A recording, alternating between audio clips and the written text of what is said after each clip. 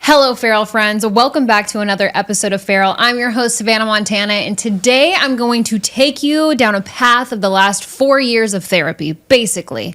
I'm going to give you 4 years of therapy in one fucking episode. So it's giving big sis energy today.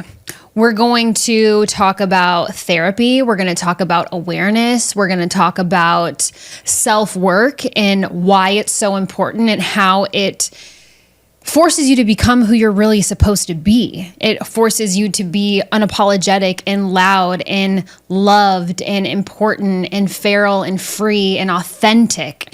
So I want to tap into some of the different ways that I have learned about myself so that I can give you guys some advice on how to learn about yourself too and quiet the noise and turn all of the chaos of your life into something positive that makes you a stronger, better, happier, healthier version of yourself. Is it going to be easy? Probably not. Is it going to be worth it? Abso-fucking-lutely. So let's dive in. If you're here for it, turn up the volume, don't click pause, and let's fucking go.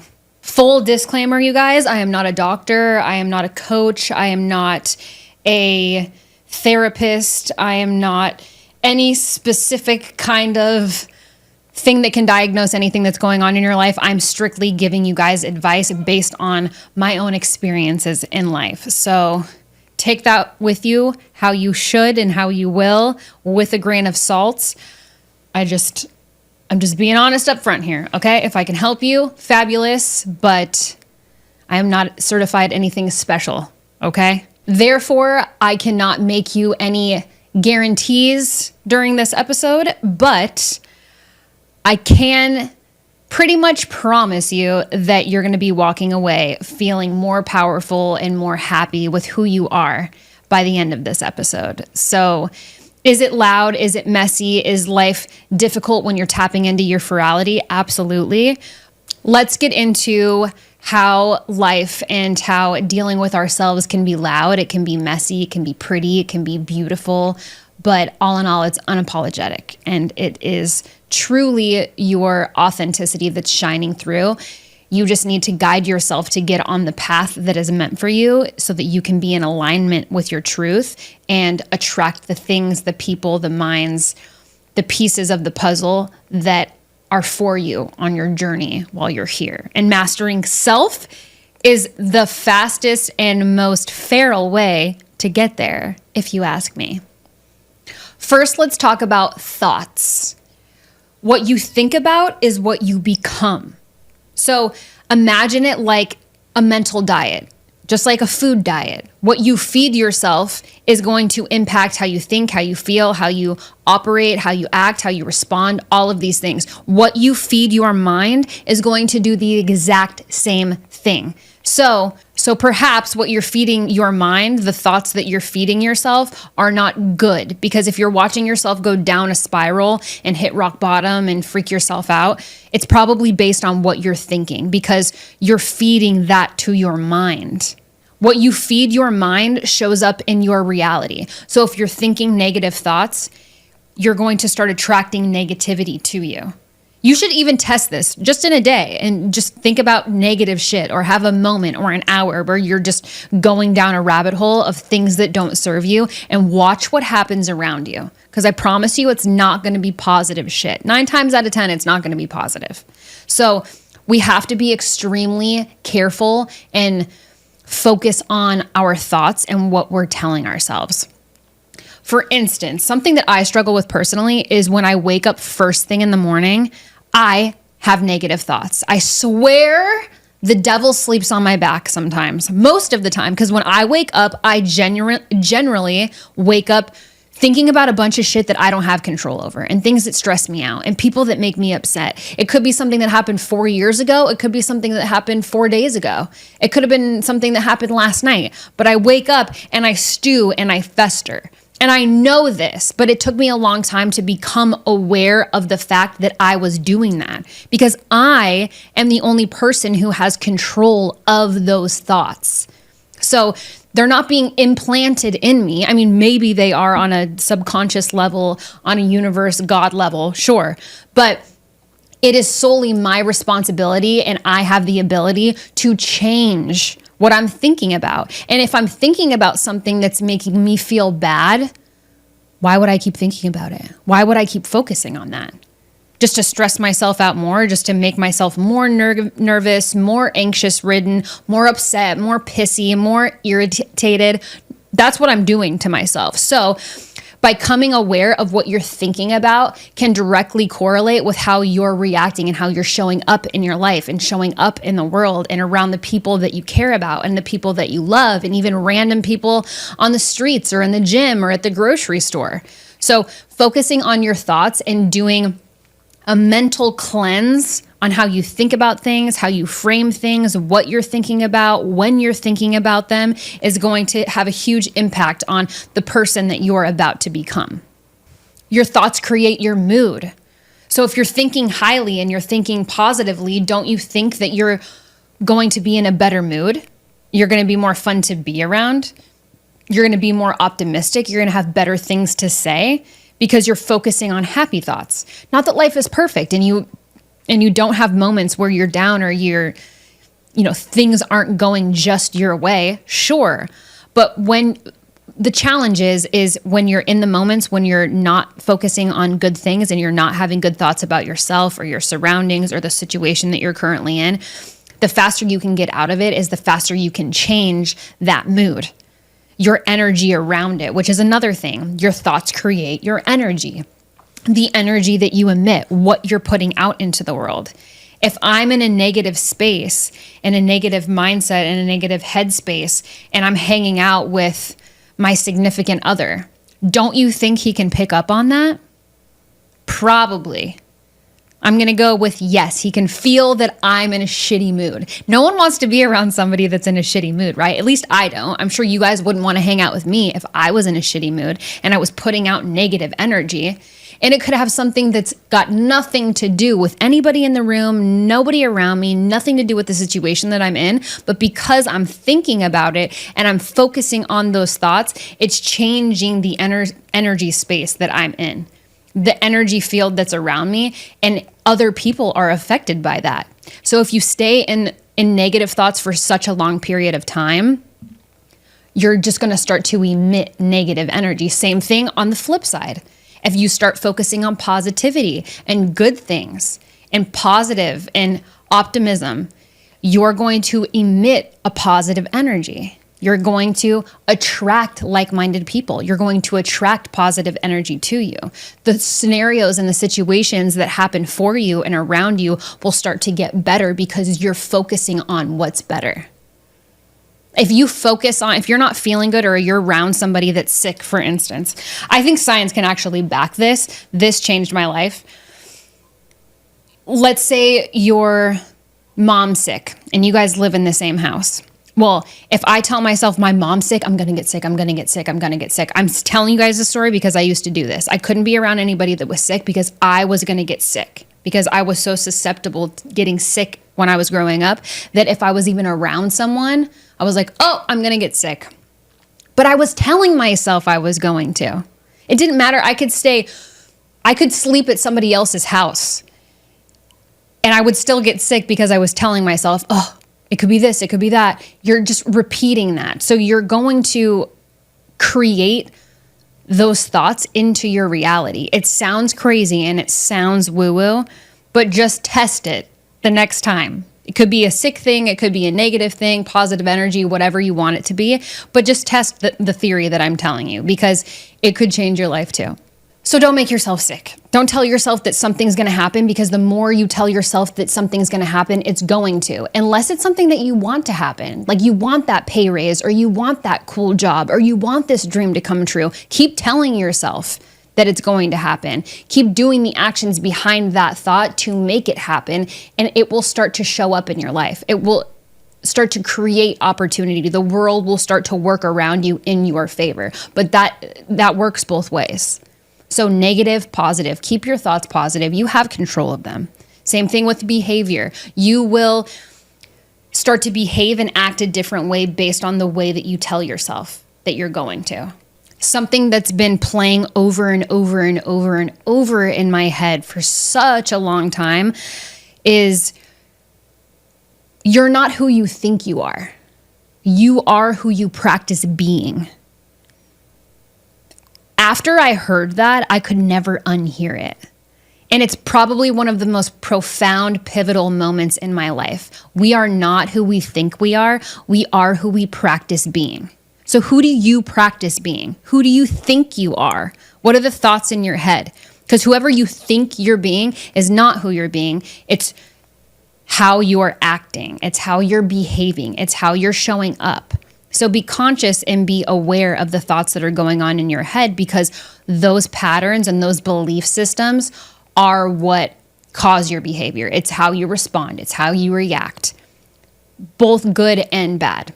So if I can give you guys any advice, learn how to do a mental detox on your thoughts.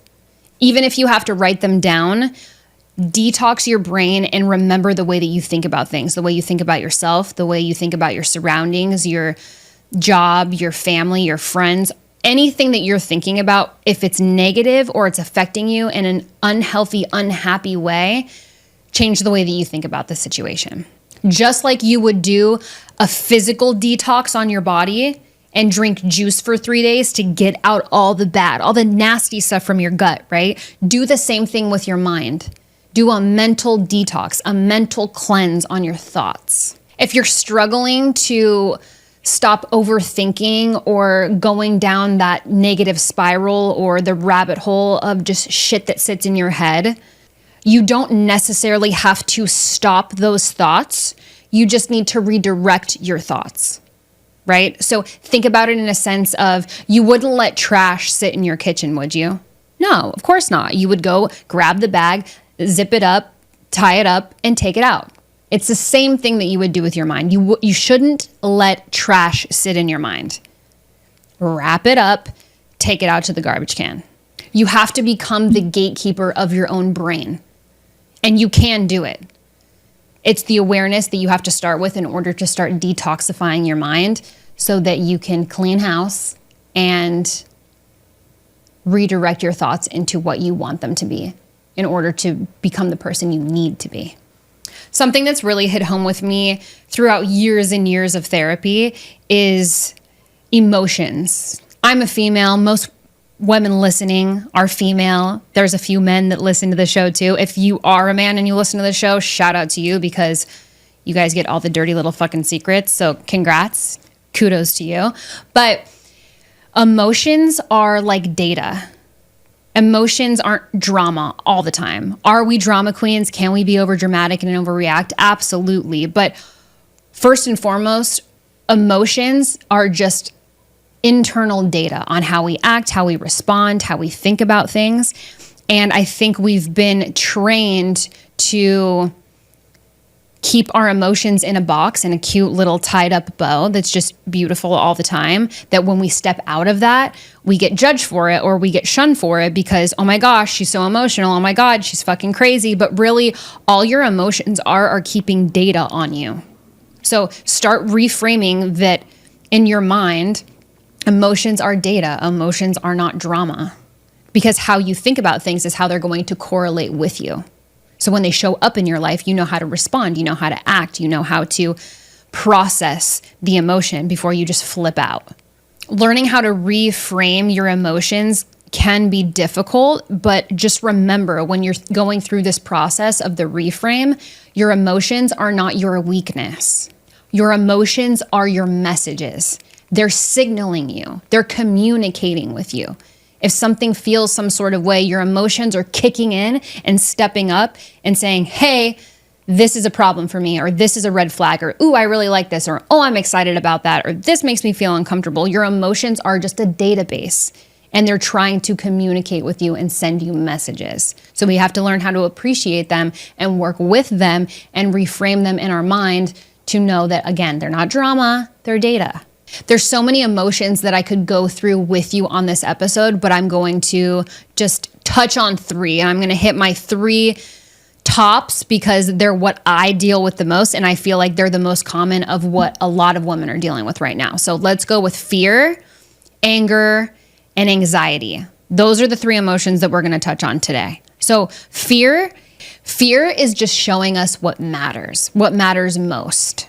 Okay. So a lot of times when you're afraid of something or you're fearful of it, it's really, in my experience, it's a reason to dive further into it. There can be situations on like a harmful level when you're afraid of something because your emotions are telling you, hey, get away from this. This is a bad thing. We don't like this. This makes us uncomfortable. I'm scared. Remove yourself from the situation, right? Then there's other sides of fear that are good.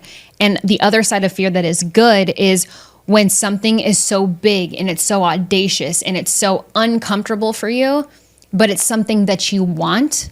That's a fear to have positive emotions around. And that's when your courage and your self-belief and your self-worth and your determination and motivation and inspiration and all the things should show up for you to say, hey, I'm scared shitless of this, but I know it's the right thing to do. So I'm going to jump in head first. So there's different kinds of fear. Figuring out which ones are which when you're in a certain scenario is what's going to help you. So I think most of you know when you're in an unhealthy or in a toxic situation where you feel fearful, you can remove yourself from it. That's one part of the data. The other part of the data is forcing yourself to be uncomfortable to overcome a fear. Being fearful is not a weakness, though. Being fearful is just communicating with your emotions so you can make an executive decision on how you should move forward with that fear. Anger. Anger is probably one of my favorite emotions because I work so well with it. Can I be a toxic asshole? Sure. But I haven't been for quite some time in my life because I've learned how to use my anger and channel my anger into getting me through hard situations and becoming a better version of myself. So for me, there's a lot of things that anger represents, but the top thing, my favorite thing, is anger is a boundary setter. So when you feel angry or something's coming at you or you don't like it and you know, like, this pisses me off, this is a red flag, I can't handle it, I'm about to lose my shit.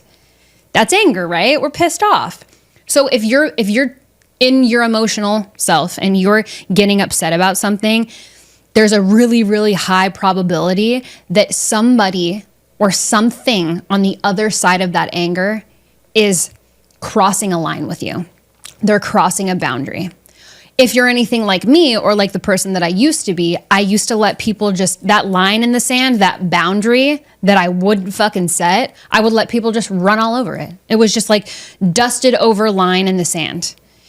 And then I would just bottle up, bite my tongue, hold back, please people, do all the things that I shouldn't be doing until one day that ticking time bomb that I was building by keeping my mouth shut would explode. And then the people, person, places, things, whatever that was on the other side of that boundary, that line that I allowed to be crossed, everyone's like, well, what the fuck is her problem? Well, why is she acting like this? Oh my gosh, you're overreacting. Oh my gosh, you're so dramatic. You're overanalyzing. You're too emotional. You're too this, you're that, all the things. But really, it's because I was allowing people to cross that line. I wasn't setting my boundary, which is making me angry over time, and now I'm offending other people. So when you feel angry and when you allow your lines to be crossed, you have to realize also that it's your responsibility as the boundary holder to hold that line. If you just let people walk all over it, one day you're going to flip out and you're going to say, hey, look, this is an issue for me. They're going to be like, well, why should I change? You deal with it all the time. So when you hold a line and when you have a boundary, it's your responsibility to keep it in place, in line with those people, or else people will just keep crossing over it. If people continue to cross over the line after you've taken responsibility, which, by the way, you can do at any time, it doesn't matter that people have walked over that line 40 times.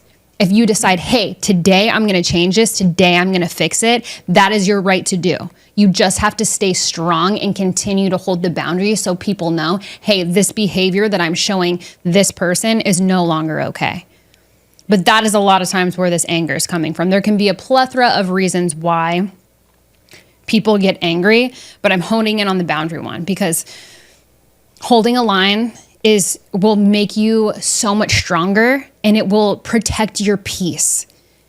Because once you set that boundary and once you hold that line with somebody, they know like, hey, she's not fucking around, or he's not going to put up with that shit, because they've seen the bear on the other side, that bear that we don't want to be.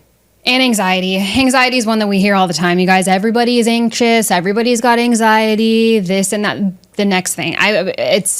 Some of it has gotten out of hand. I personally, I was diagnosed with severe anxiety disorder when I was 15. And to take you down a quick little trip down memory lane, I was on 5 pills a day, I think, from the time I was 17, because I avoided taking medication for a couple of years until it got really bad. So until I was like 20 or 21. But yes, I was on 2 Lexapros a day, first thing in the morning and at night, on top of 2 Klonopins first thing in the morning and every night. And if I had an episode, a panic attack, if you will, I could take another one like in the middle of the day whenever that happened to calm myself down. I was a fucking umbrella. I was an umbrella of a human. That's why when I hit about 2021, I took all of my medication and I flushed it down the toilet, and I was like, I'm never touching this shit again, because I didn't know who I was anymore. I was a doormat. Everybody could get away with everything with me, which is also not a good place to be. So I understand anxiety, and I understand what it feels like from a very, very, very deep place. And I'm not saying that it's not real. It is a very real thing. I have had family members, I have had friends, I have had spouses tell me to my face, anxiety is not a real thing, it's all in your head. Okay, first of all, you're right, it is all in my head. But that's the fucking problem. So don't feel alone, don't be afraid, don't think that you're the only one. Anxiety is real and it's fucking brutal. However, when you are having anxiety and when you're feeling anxiety, a lot of times it's because you're living in the future, which, come back down to earth now, we can't live in the future. It's physically impossible. So what do we do when we're living in the future, being in present time? We're freaking ourselves out. We're worried about shit that we have absolutely no control over. We don't know what's going on. We don't know what's going to happen, but we're sitting in it and we're overanalyzing and we're asking ourselves a billion questions. Well, this could happen, that could happen, X, Y, Z, all the things. And we're just freaking ourselves out. But that's because we're trying to live in the future when we physically can't do it. Unless you're a time traveler, fucking call me now, because I would like to jump time with you. That sounds fantastic. But until anybody comes up with that technology or releases it to me, we can't live in the future. We got to stay in the present, babe. So challenging yourself to, in those dark moments, in those moments where you're feeling sick to your stomach and you're curled up in a ball and you just want to crawl under a rock and you're shaking like a leaf on the tree from inside out, those are the moments when you got to talk to yourself and you got to say, hey, me, whoever you are, whatever your beautiful fucking name is, why are we trying to live in the future? We can't live in the future. We can only live in the present. So what is going on right now? What are we doing today? What do we have control over in this moment? And by the way, spoiler alert, we only have control over ourselves. So what can we do? What actions can we take to make ourselves feel better and stop trying to live in the future, because we can only live right here, right now, in present time, today. So I challenge you to, in those moments, sit with yourself and have a conversation. It could be out loud. You could write it down in a book. It could be in your head. But remember that when you're feeling anxious and in those terrible, terrible moments when you're so alone and you feel like you have control over nothing,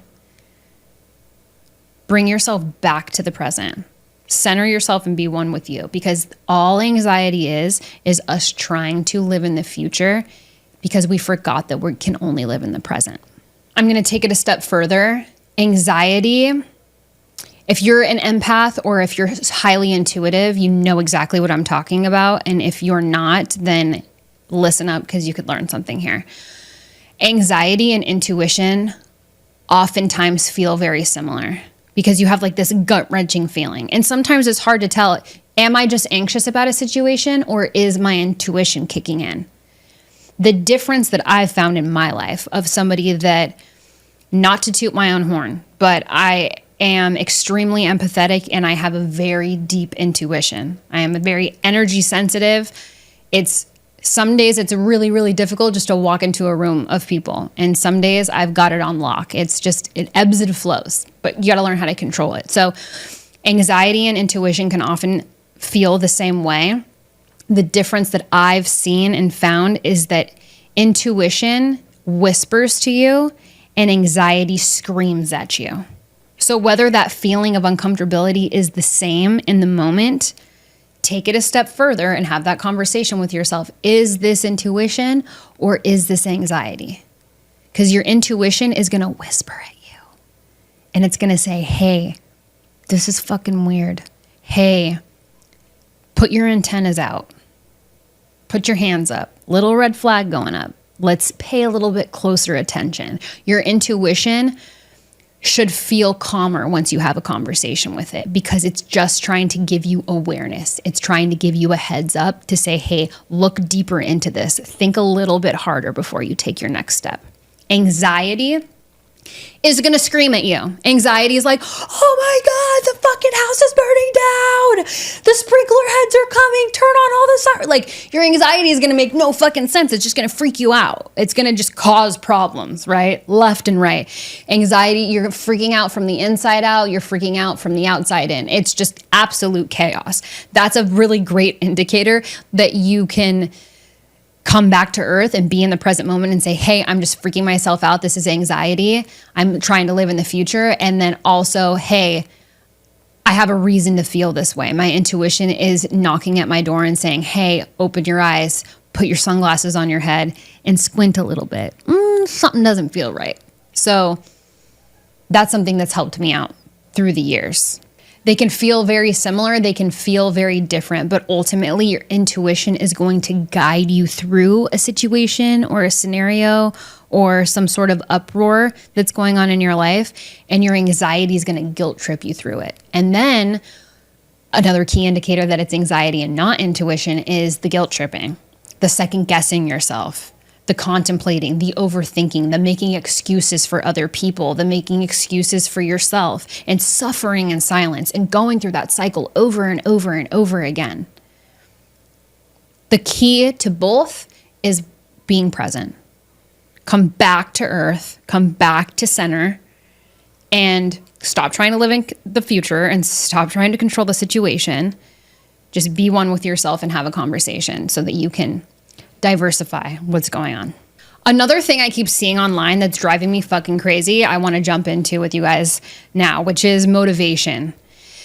Everybody and their mother is like, motivation is a myth, motivation is bullshit, motivation's crap, da-da-da-da-da. Well, I'm on the other end of that, and if you guys follow me on social, you know that I fucking love motivation. I love it, and I think it's necessary as hell. Do I think it's 100% gonna happen for you all the time? Absolutely not. But I think you can pull motivation when you fucking need it. I mean, we have computers at our fingertips all the time. So I'm really sick of seeing shit pop up on my cell phone saying myth equals motivation. Motivations are myths, blah, blah, blah. Like, stop shitting on motivation. And who the hell are you guys?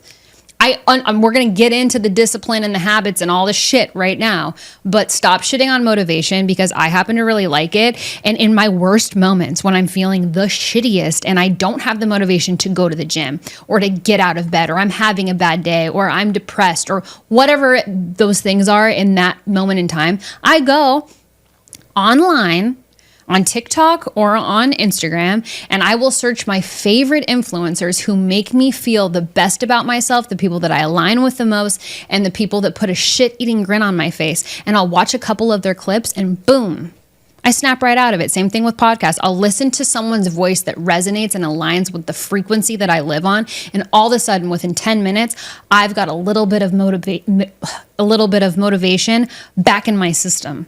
So I'm sorry to call you guys out, but whoever's shitting on motivation needs to go back to sleep, because sometimes it's necessary and it is at our disposal and our availability 24/7. So don't be afraid to lean on the people that motivate you, okay? Now that I got that off my chest. Motivations versus habits. You guys know I love habit hacking. I've talked about it on a couple other episodes. So let's compare the two. Motivation is great. You guys know how I feel about it, but discipline is the key to rebuilding. Discipline and habits. Introducing those and confirming those and staying habitual and routine with discipline and the habits in your life is really what's going to rebuild you. It can rebuild your personality. It can rebuild your systems and processes, your daily life, your career choices, your relationships, so many different things. But when you don't have motivation, first of all, you guys know where to grab it. And second of all, focus on the discipline. So having discipline is when you don't feel like doing something. When you're not in the mood, which I'm so guilty of this. I'm such a moody bitch. I really am. When you're not in the mood to do something, you just do it anyway because it has to be done. And you're like, yeah, it sucks. I don't want to make my bed today, but actually, I'm going to go into the making the bed thing because this is a habit for me. I make my bed every single day. Do you guys think that my alarm goes off at 4:45 and I crawl out of bed at 5 a.m. and I want to just throw the pillows back on? Because I don't. I don't want to fucking do that. You know what I want to do? I want to get back in bed and curl up in a ball and, flip the pillow to the cold side and just shimmy. But I can't do that because I got shit to do. But worse is getting back into bed with a messy ass bed. We don't do that. We're not doing that anymore. Okay. So yes, I make my bed every single day.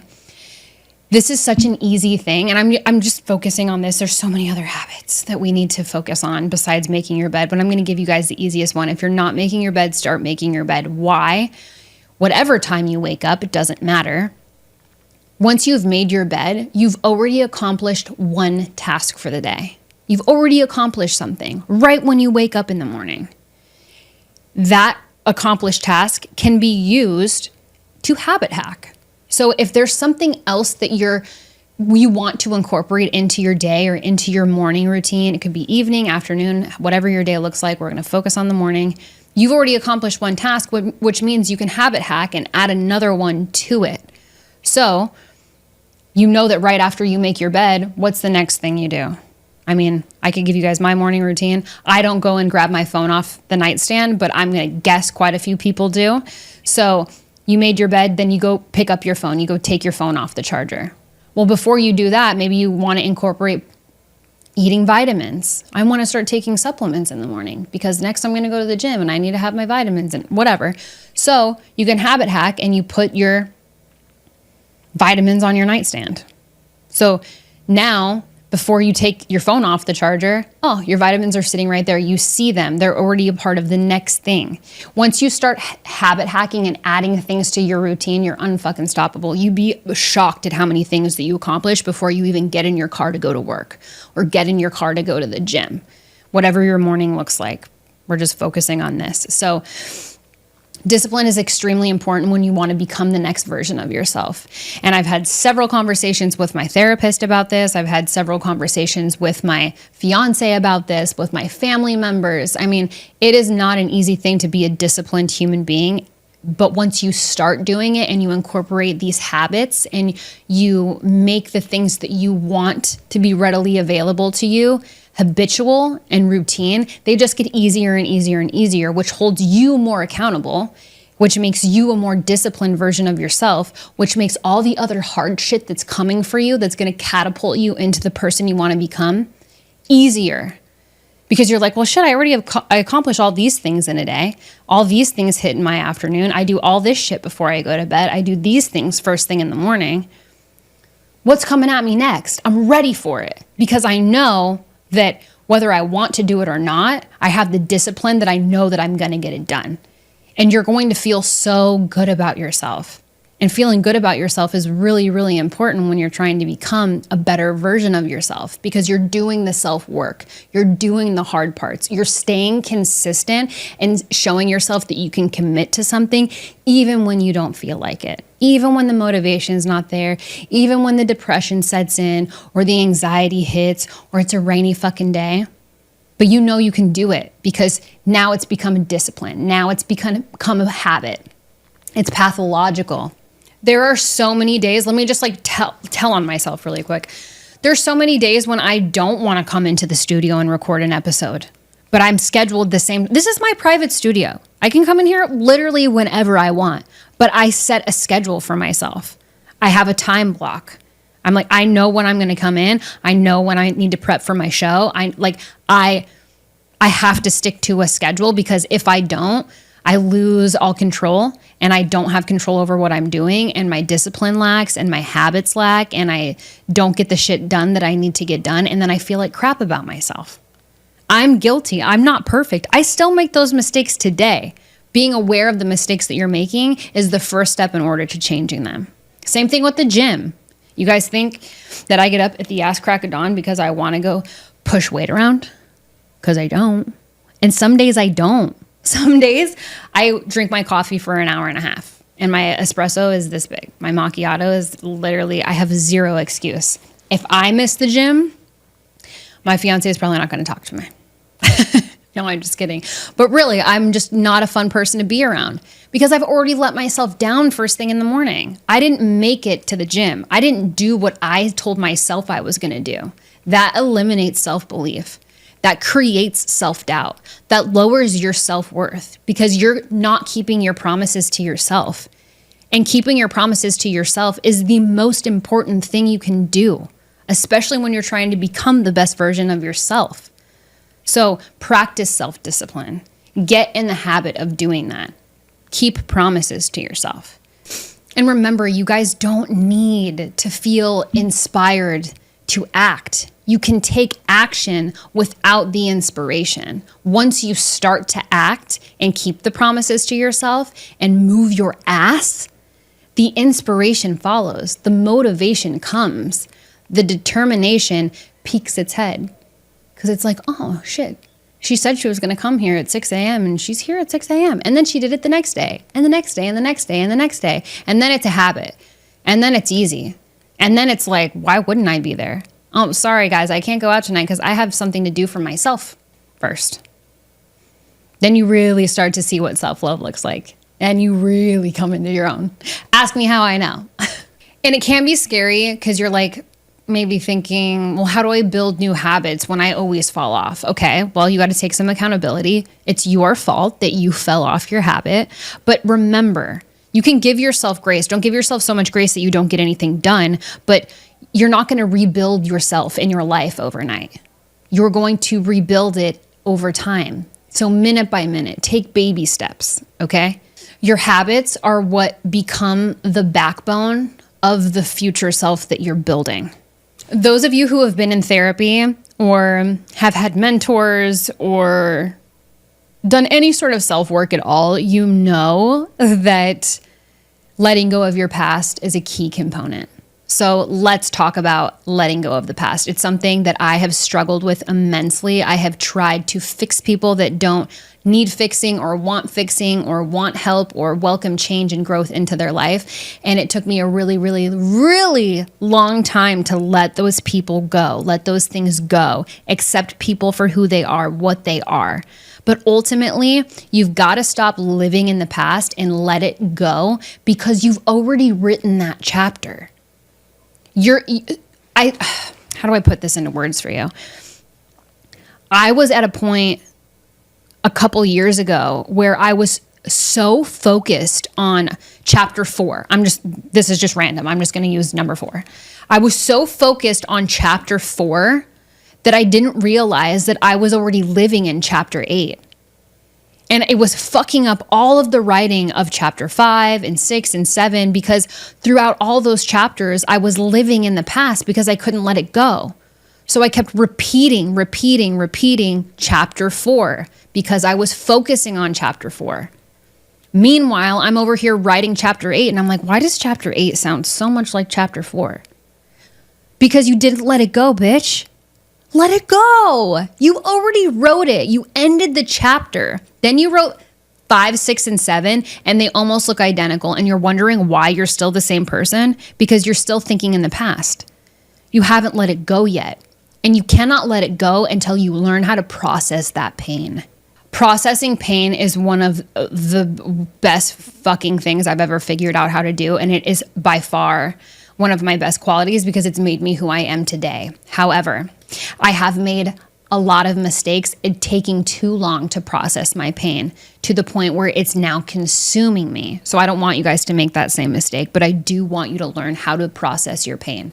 I know pain hurts and I know that it sucks, but you have to go through it. Just like the light at the end of the tunnel. You're in the tunnel and the tunnel is dark, but there's a light at the other side of it. The option is not to walk around or climb over the tunnel. That's your instinct to want to do that. But you're not going to learn anything if you do it that way.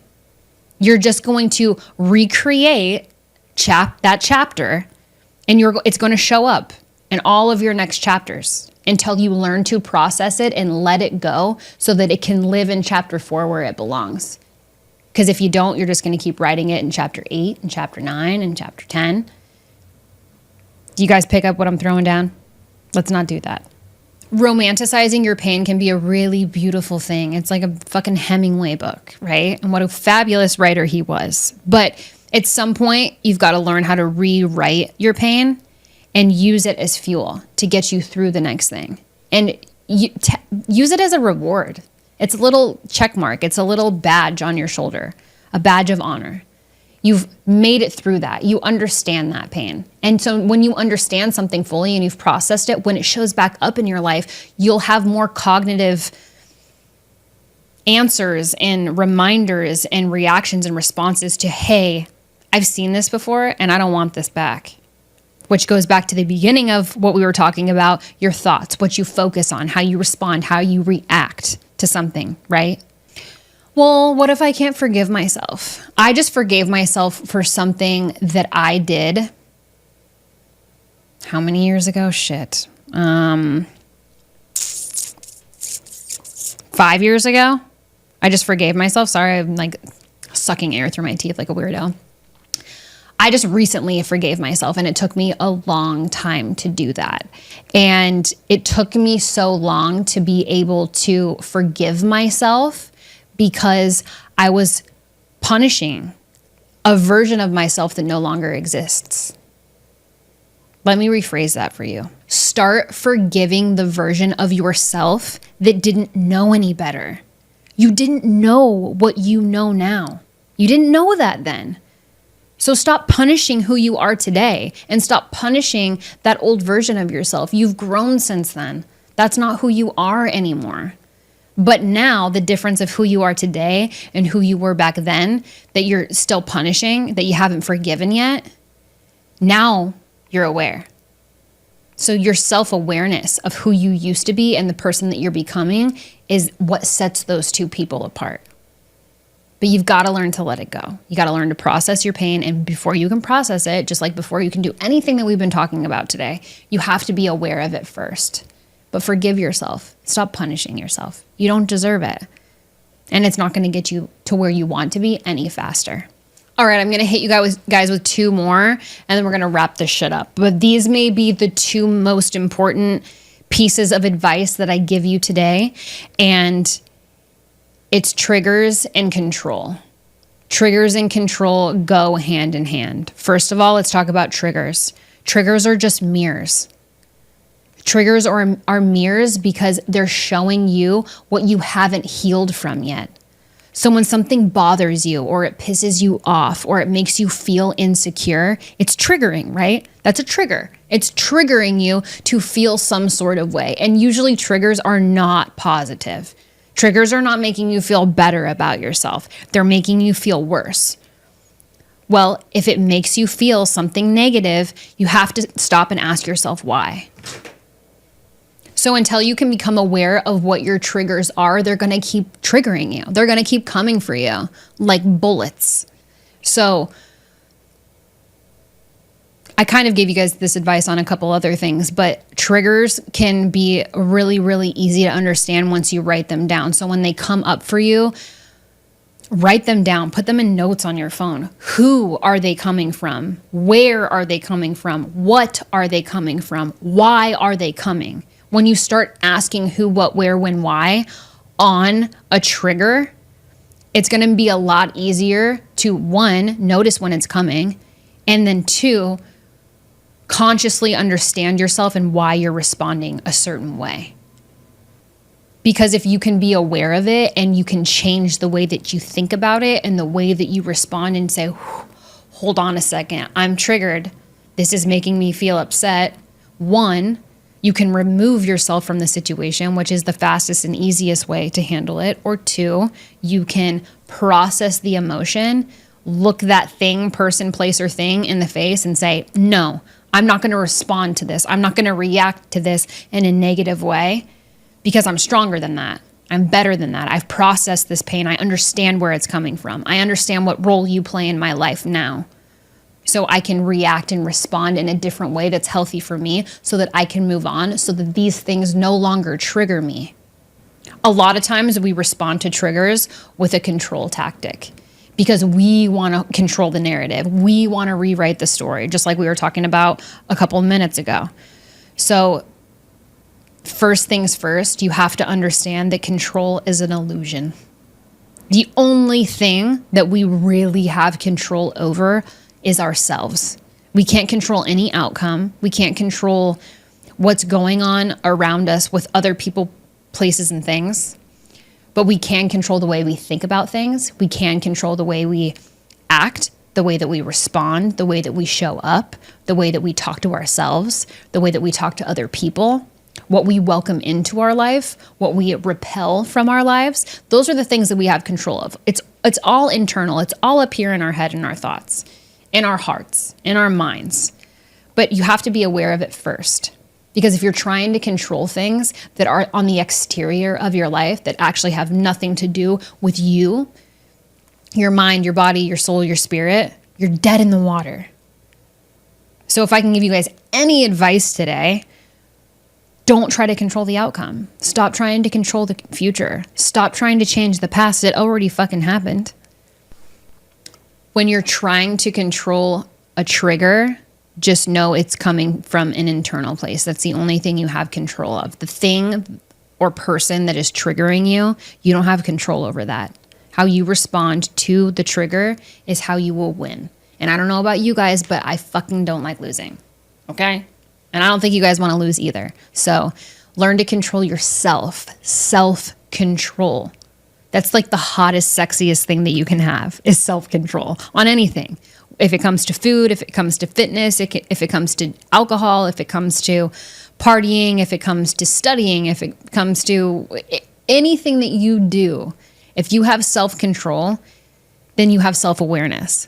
If you have self-awareness, you're untouchable. Nobody can tell you shit. So piggyback off of that and really try to build that up because the only thing you have control of is yourself. And I know you've heard it a billion times and this is not new news for you. But that's because it's true. The most cliche sayings in the world are the truth. That's why people repeat them. Okay, Savannah, well, how do I stop controlling everything?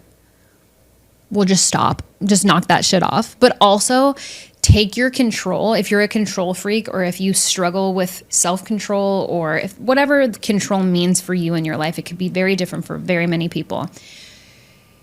It's a trade-off. Take your control and trade it with trust. Control and trust. Just swap them.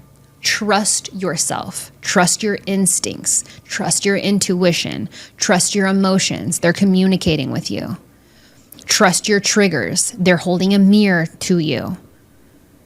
Trust your thoughts. They're testing you. Trade your control with trust. Learn how to trust yourself. You'll move so much smoother and so much faster if you can learn how to do that trade-off. It's so much more of a higher serve than trying to control other people or other things or outcomes. Because after this episode, you guys know, we don't have control over that shit. The universe is not going to micromanage you. That's not how the universe works. The universe works with flow. So how you want those outcomes to be is how you need to act accordingly, how you communicate with the world, how you communicate with the people around you. You need to be effective. You need to be efficient. You need to channel your emotions, your fears, your anxieties, your anger, how you respond to things, how you think about things. The universe can read your mind. I swear, I don't know if this is true, but in my experience, the universe is telepathic. It's like telepathy. What you think becomes your reality. How you act becomes who you are. How you show up is how people perceive you. Like all of these things. And based on what you're putting out is based on what the universe is going to serve you. Think about it like an algorithm on social media.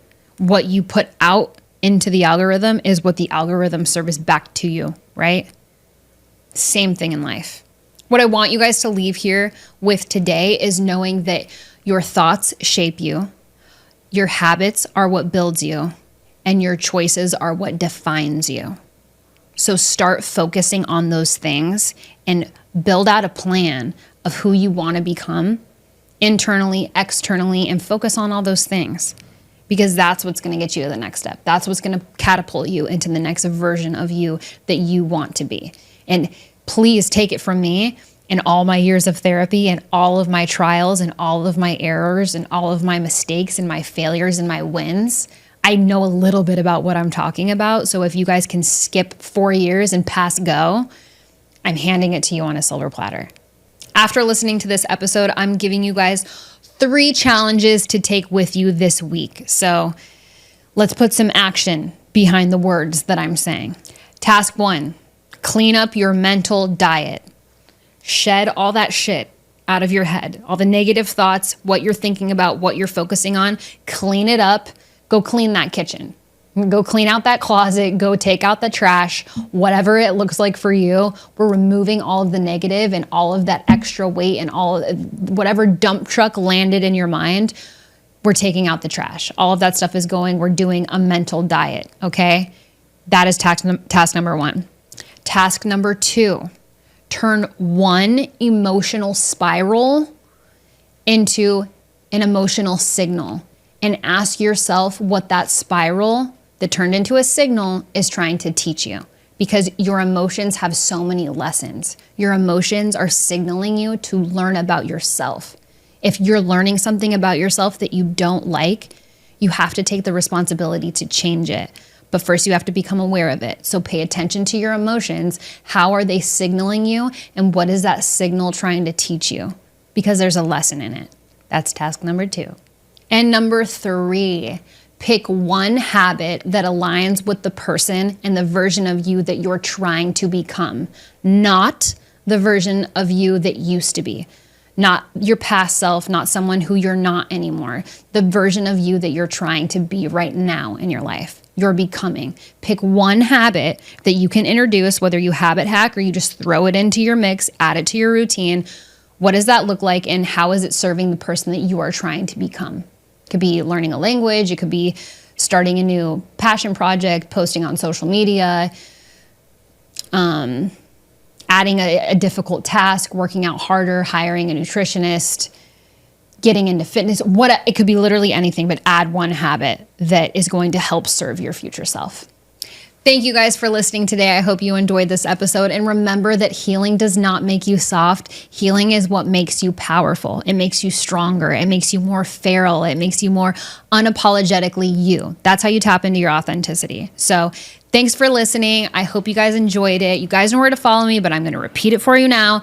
You guys can follow me at Savana_Montana. You guys can follow the show at Feral with Sav. Don't forget to like, follow, subscribe, give the show a review, give me 5 stars if you enjoy being here.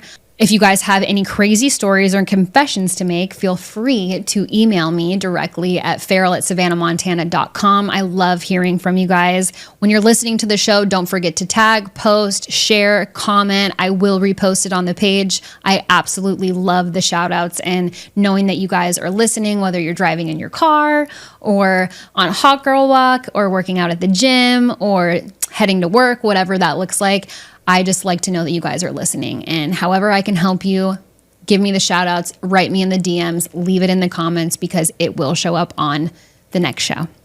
So until next time, stay feral, and I will see you next Tuesday. Okay, love you, bye.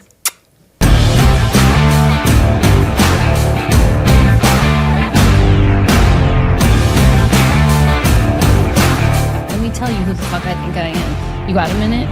Oh, wow.